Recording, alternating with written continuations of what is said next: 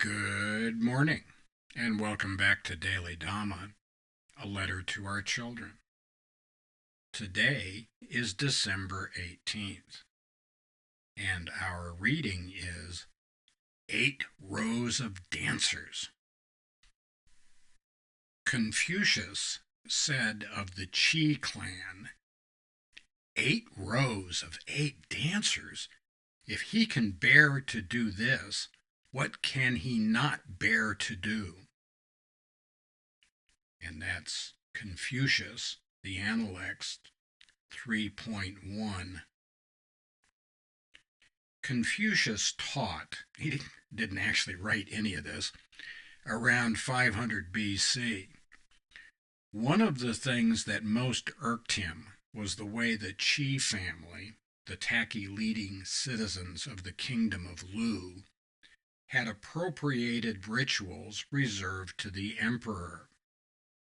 He was horrified by the disintegration of the Zhou dynasty, as exemplified by the Qi's 8 rows of 8 dancers. Confucius wanted Lu to return to the example of the Duke of Zhou. The Duke had assumed the regency for his young nephew when the Duke's brother, King Wu, died shortly after founding the dynasty around 1046 BC. The Duke was accused of having evil designs, but he raised the boy, King Cheng, to be an able ruler. And then he retired to his farm like Cincinnatus and George Washington after him. So, 2,500 years ago, a very smart guy was bitching about the world going to hell in a handbasket and thought they should return to traditions that were yet another 500 years in the past. We find that a great comfort.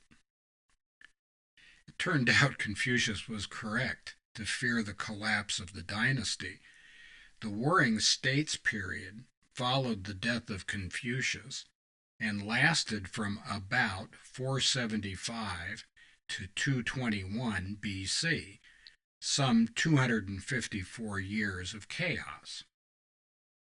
For scale, 254 years after 1776 would be 2030.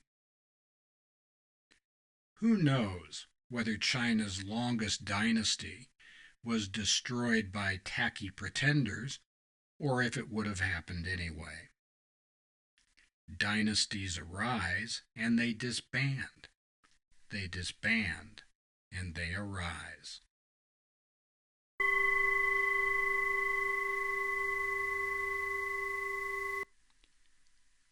Whatever the situation is, wherever you are and whenever you're listening to this, it's all going to pass. It might pass like kidney stones, but it's going to pass.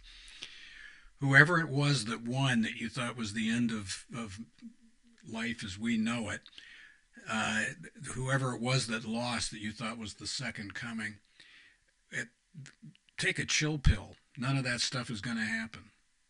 You know? Things arise and they disband. They disband and then they arise. And this is true for civilizations. It's true for governments. It's true for cultures. It's true for families. It's true for individual lives. Things go up and they go down.